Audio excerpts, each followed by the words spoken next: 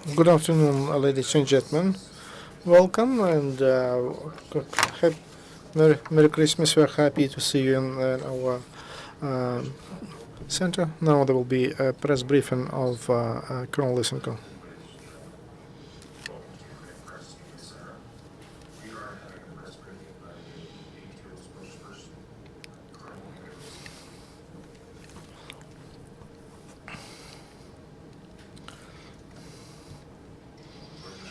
Good afternoon, dear colleagues.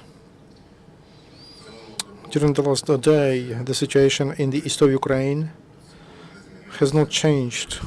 Terrorists committed provocational shootings against ATO positions, and they abused ceasefire. Around 1 o'clock in the morning, terrorists they shelled using Grad system and upon positions of our militarymen in Piske. During the last day, we lost 3 Ukrainian military men. One died because of a bullet of a sniper not far from Nikishina. One because of shelling from mortars in Donetsk airport, and the third one in Piske during the shelling, during the small sums shooting, and one more soldier was wounded. Military commander takes measures to minimize losses among ATO forces, and our Ukrainian militarymen adequately react to provocational shelling and shooting. That's why militants have losses, daily losses. Because of the shelling of terrorists, a supporting gas line was damaged, and now there is no gas in Chernukhina, Popasna district, Trохизбинка, Kryakivka, and Sukilniki in Novodar district. Also in Shast, because of mortar shelling of militants, they damaged high power line of Lysychansk, and that is a Luhansk power station. And they're trying to launch the number of militants, and they try to involve new people, and they're trying to make it reported to a united command. According to intelligence on occupied Luhansk territory, there are more conflicts between Cossacks, terrorists, and gangs of LNR, which is supported by military forces of Russian Federation. Militants of LNR, they're trying to control those towns where there are Cossacks now. And there are there's additional evidence that the Russian Federation participates in a military conflict in Donbass. In Mariupol, Ukrainian Special Service arrested Fila, nicknamed Fila, against or a terrorist.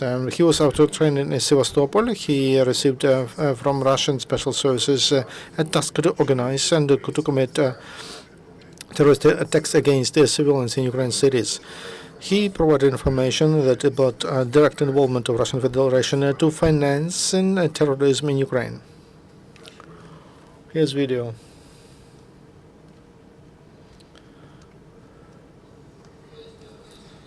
FSB of Russian Federation. In addition, I saw that among militants of DNR in Ivanovsky and in Kazim and Leninsk, the main part of protest, and those are not those are military men from Russian Federation.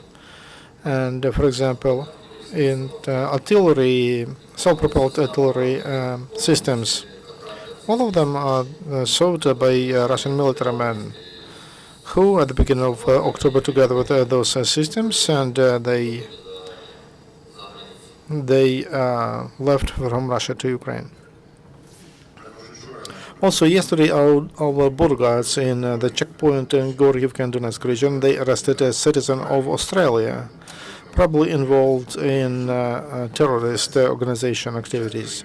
During checking his personal stuff, there were charges, knives, and credentials issued by DNR gang.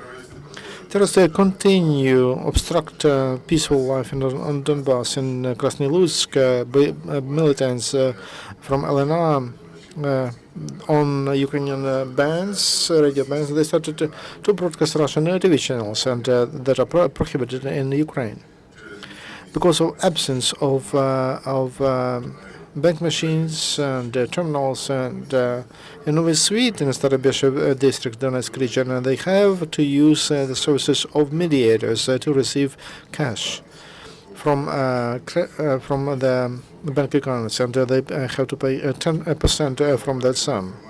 According to operational information on the markets of Donetsk, there is also cases of selling humanitarian aid, which is brought, so-called allegedly brought from Russian Federation. Ukrainian authorities and not only different people support the countrymen in the east of Ukraine for operational solution of problems of people and for quick social payments to Volnovakha district.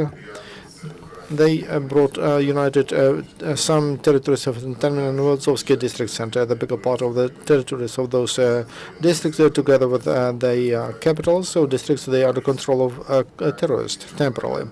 Thousands of citizens received state assistance for 3.6 thousand million hryvnia. The same assistance was provided in Volkhirsk, and there is which is now a part of Artemitsk district. 1,200 people received 5 million hryvnia of state assistance to provide qualified medical assistance to residents from those territories that were united. In Artemivsk, they have additional structural units. The checkpoints Arteminsk, Ukrainian humanitarian cargo went, and for 2 tons, 2.5 tons, that's food for people on occupied territories. And to Avdiivka, the second time, they received humanitarian assistance from Ternopil religious organizations. And they brought 75 food sets for children, multi-children families, and for disabled children. And local businessmen presented 1,550 food sets and 50 food sets for children for IDPs between occupied and liberated territories in Donetsk region. Regular bus trips were not stopped. There's a rotation among Ukrainian units that are involved in ATO. To Zaporizhia, Zaporizhia received for Christmas artillerists who, for 2 months, they will fight in the Donetsk airport.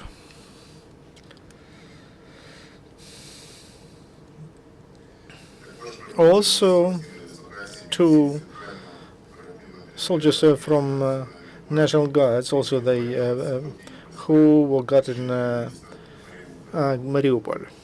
They came back to the regular dislocation, to regular quarters. And from Etil, some special forces from the Vinnytsia police so-called came back, who did very risky job, and they had to stop infiltrators, and they were looking for weapons and explosives.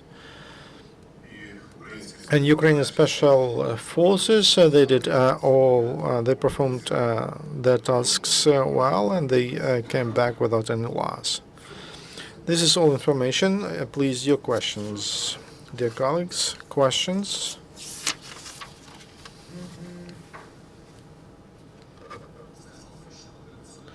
One plus one. Is there any conclusion about road accident in which 12 Ukrainian soldiers died? Military prosecution is run investigation. They informed about 3 options of that accident, but we don't have final results because the investigation is going on. Was that terrorist attack? No, I cannot tell you anything before investigation finishes, does its job, because It will be violation of some articles of the criminal code, and first of all, we need to get an official position of the prosecution. More questions? Ukraine. Yesterday, this question was asked, and it's about the rotation of in Donetsk airport. And the first channel of Russia showed that militants allow Ukrainian military men for rotations, and Ukrainian soldiers come through the checkpoint, they're checked, they are examined, and then they let them go to their dislocation in Donetsk airport. Could you explain, you were not able to inform us about this yesterday, could you explain somehow?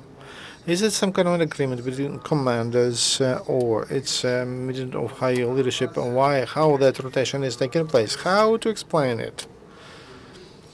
Militants allow they're killing each other, but on the other hand, they allow some kind of strange rotation. There's a provocational component here, and I'm surprised why without a brass band that is happening. If it was like that, Donetsk airport would be under their control. Is there an agreement why rotation is taking place like that, and they allow them to go out and they didn't shake their hands, but that's good. I cannot explain this. I don't have such an information about. Yes.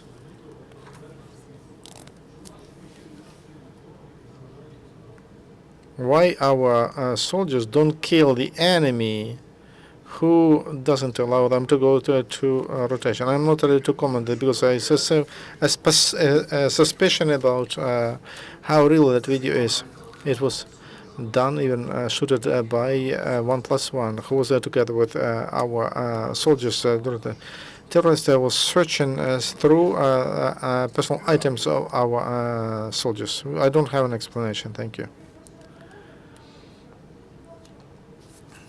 Could you tell us about the situation with buses, regular buses? Is it prohibited for them to get into 80 area? How far they can drive? Is there any danger? And the inspection that prohibited that movement, they use that as an argument. You know that there will be 7 checkpoints to 80 and out, in and out. That is done with a goal to this done because of security reasons for our citizens and for us to be able to examine those people who pass that border, and if there is a necessity to take everything which is prohibited to take in and out. And now there will be electronic system which will allow to identify anyone if that person is wanted, and the security service of Ukraine has a long list of representatives of illegal gangs that are active in Donbass. As to the movement of buses, public transportation, that's a recommendation from road police and from Ministry of Transportation. That is, they have their own tasks and recommendations from SBU and how to provide security for our people, and how to prevent, how to stop smuggling of weapons and explosives and also how to stop people who are wanted. There is a prohibition to stop the movement of public transportation. There is a recommendation, but it is prohibited to let those vehicles and people who are wanted.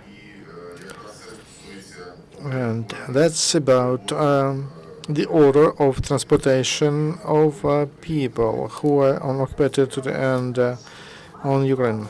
Buses, public transportation, will they be allowed to go to 80 area or not? We have to ask road police, road inspection, because any team in an hour, any team can be. So you don't have information. I don't have operational information about that. Thank you.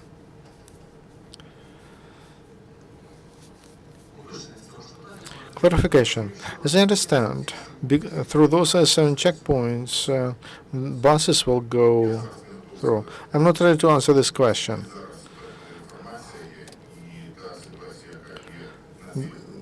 The situation on those checkpoints is not known to me.